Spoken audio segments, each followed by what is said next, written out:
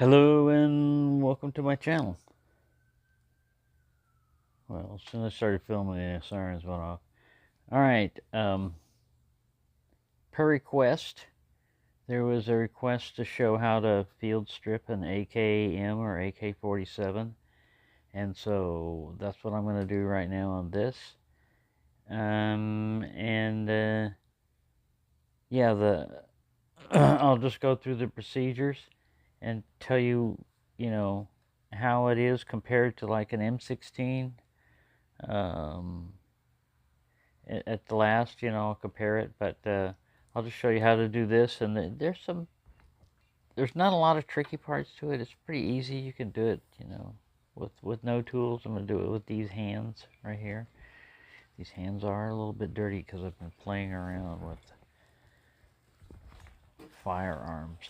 So Benny the Bee is acting as a chamber flag because, like I said, most of them don't have a bolt hold-up device. If they do have it, it's usually built into the magazine, so the bolt only stays held open on the last round as long as the magazine's in there.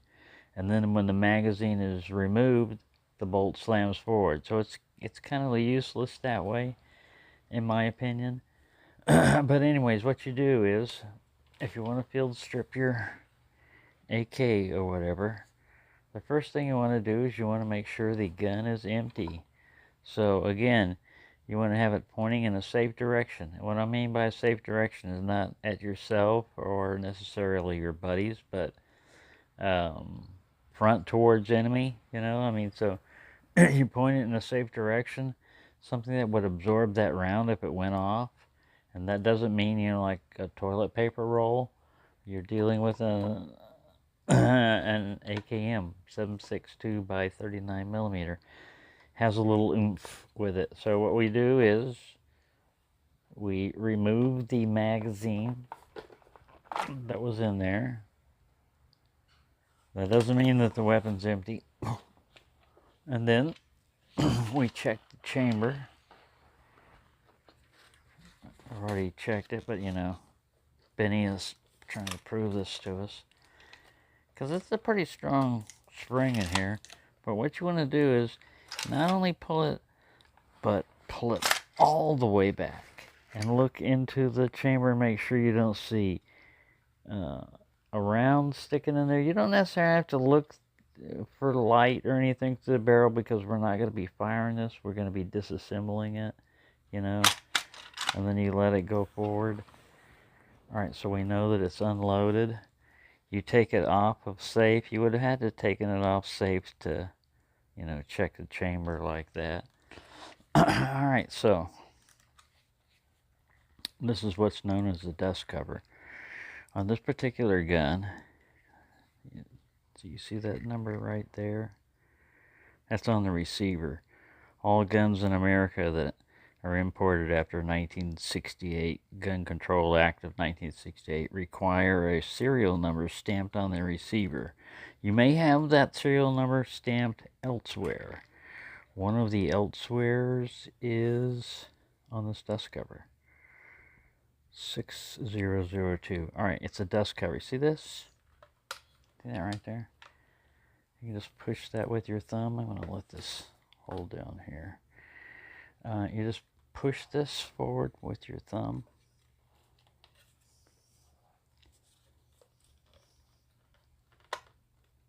And this pops up. Now it pops up because there's a little lip up here that it's engaged on, but it's not held by much. That's why I say this is it's flimsy for mounting a scope or anything like that on any heavy optics. Alright, this exposes your recoil spring right here. I may have added this. It's like a buffer spring. It's to keep the slap of the bolt going back and forth from wearing it out or something like that. You have your op rod, and again, here's another serial number, 6002. That matches it. Those are the only three that I know of where you get the serial number is on that.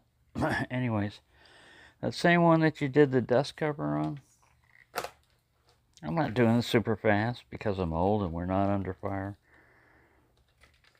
You just push that forward. There's a little rail right here, and you'll see this thing this part hasn't been cleaned out a whole lot, but you don't necessarily have to take this completely apart. I mean, you could if you wanted to, but I've never needed to. You can clean this with a brush or just dunk it in something. All right, dunk it in something. Down here you can see the hammer, the double coiled, looks like safety wire, but those are the springs. Hammer spring and stuff like that. This is the like the op rod right here, and the bolt is coming back. You see this cutout in this receiver here? This bolt is, this rod and everything has got to come all the way back there to that. So you'll meet some resistance as you come across the hammer and everything, but once you've gone all the way back there like that, you just lift up, and out comes. This is where you need to do.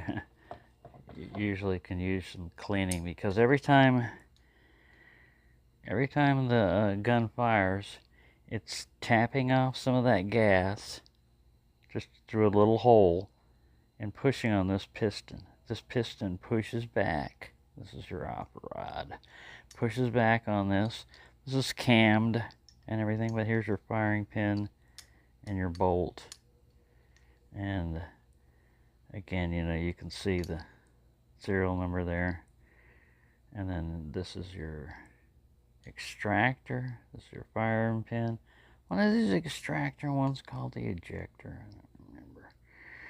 But this grabs the lip of your cartridge case, and when it comes back, it's spring mounted and everything, kind of flicks it out, and an AK will throw those shells for a ways. This is your firing pin, and you can take it out. Man, this is usually as far as I go, because I don't know. Yeah, you can do it like that. It's cammed, so you twist it and then forward, and then you can access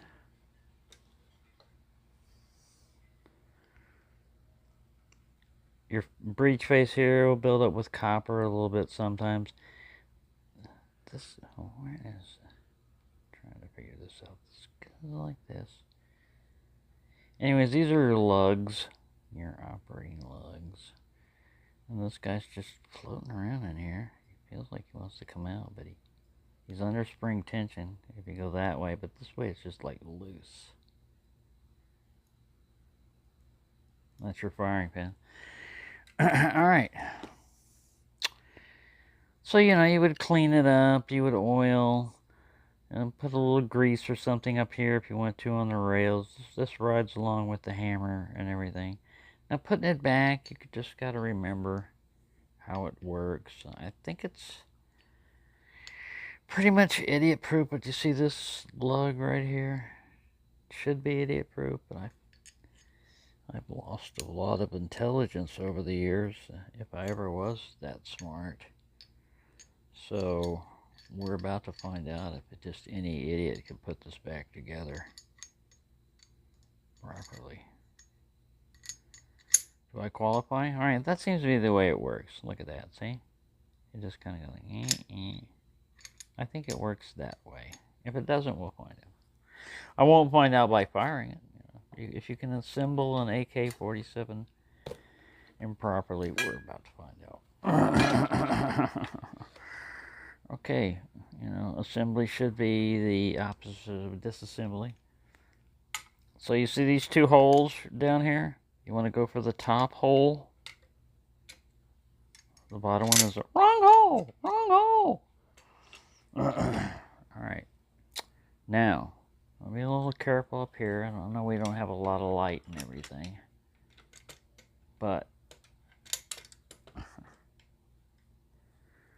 if it don't fit, don't force it. All right, so there's just a little tweaking, pulling that up and everything. We get back to where we were with it lined up back here. Make sure this bolt isn't acting crazy or doing anything.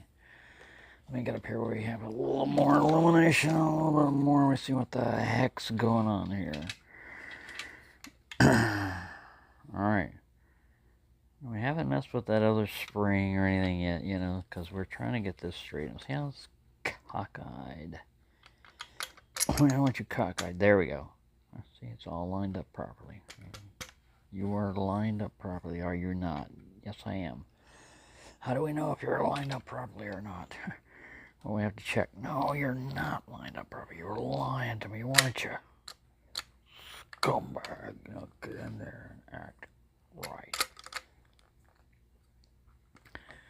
This is why, you know, again, you know, I'm saying sometimes it's hard to do this through a camera, and I think my bolt is giving me an issue here. Stop it, bolt. You behave in there. There may be some trick where you sling it down and stuff like that. I don't know. Maybe I had it assembled improperly.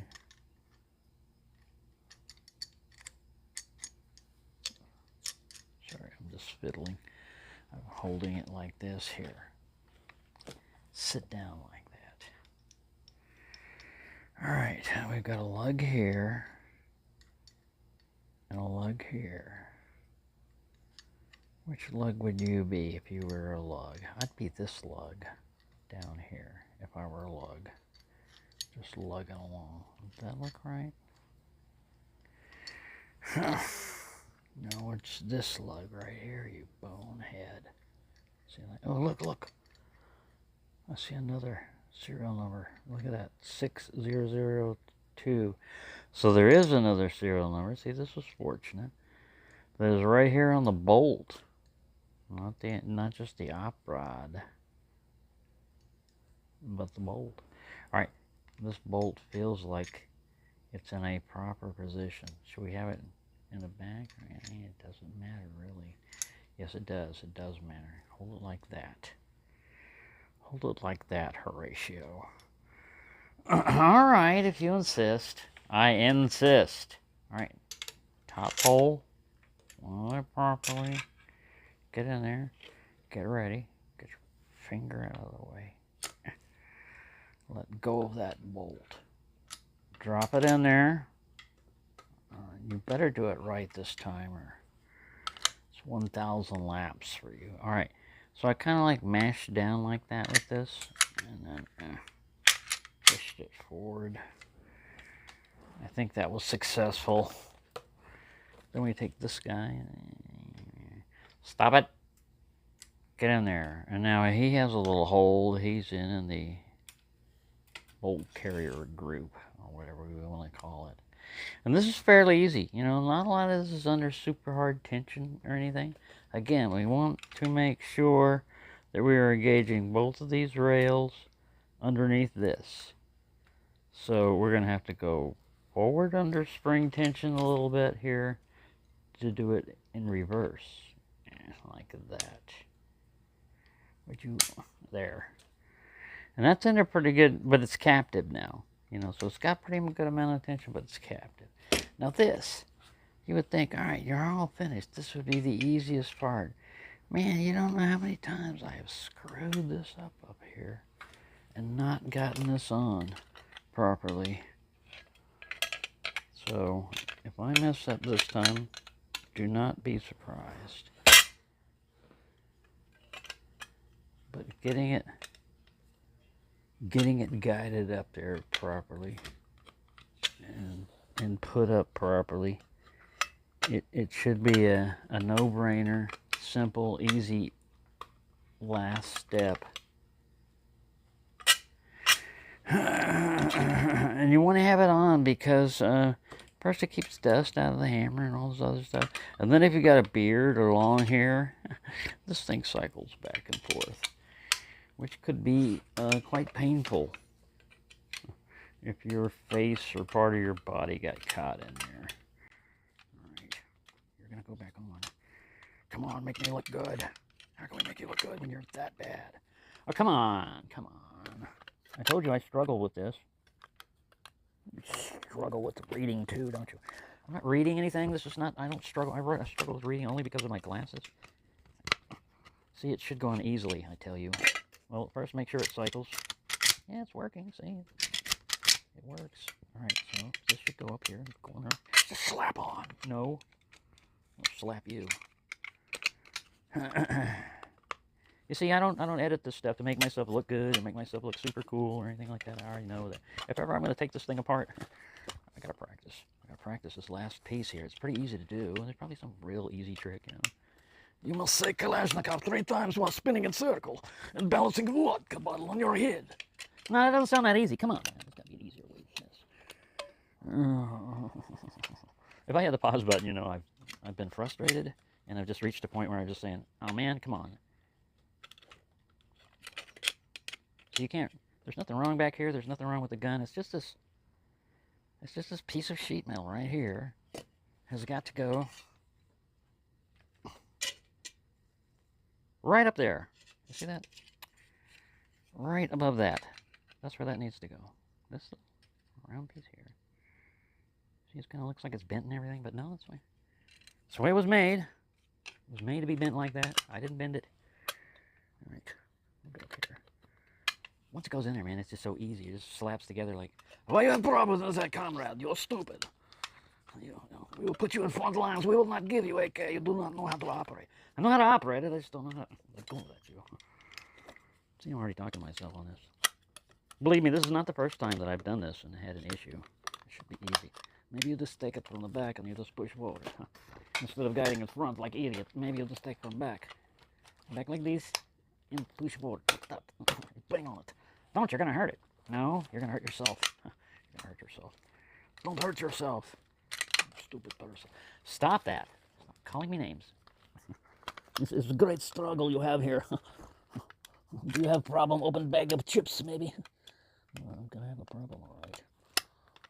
Get down here where I can see what the heck is going on. I'm about to engage in adult language. The only reason why you can't get this on is because you have not used adult language. Why do you not use adult language? That's what it is. I had to use adult language, think about it, and just smack it. I could feel that I had levered it in there, and I just went, "Hey, comrade, you're trying to be too finicky." But it fits now. And yeah, that's the only thing I would say. I've never had that much issue with an M16. You just push a pin with your finger, and it pops up. And if you want to go any further, you push another finger and it comes apart. But yeah, the last, most simple part is the one that's always given me the most issue. Not that much issue. I think that was a very good representation of the worst case scenario of me ever trying to get a dust cover on an AK in my life. But, you know, I didn't use one of these. I wasn't issued one of these. You know, when I was in the military, I issued an M16. The only way I got one is after I got out of the service and bought one, and, you know. So, yeah, there you go. It shouldn't take that long, and I need practice doing that easy last step. But there you go. That's the way to do it. If you can do it in less than 20 minutes while explaining how to do it, then yeah, you're doing pretty good. Because I could have done it faster. Like I said, if I had done multiple takes, if I had edited it and everything else. But, yeah. There we go, comrade. Everything is good. I bet it fires all time if I need to. Yes, you insult magazine again after inserting ammunition. I have one of these that is bakelite all the way around with no rib. And in 7.62x39. There was a lot of them on the surplus market that were in 5.45x39. But I don't have a gun that shoots that. And I didn't know if I could modify them. It's technically they're the same shape. And I don't know. Anyways, this other one was made for 7.62x39. I can't show it to you right now because it has ammunition in it, and we are not allowed to have ammunition mixing with guns. For some reason, they start mating and making noise and disturbing neighbors, and police is called, and all kinds of problems. Thank you for watching. Hope you enjoyed this. And good night, comrades.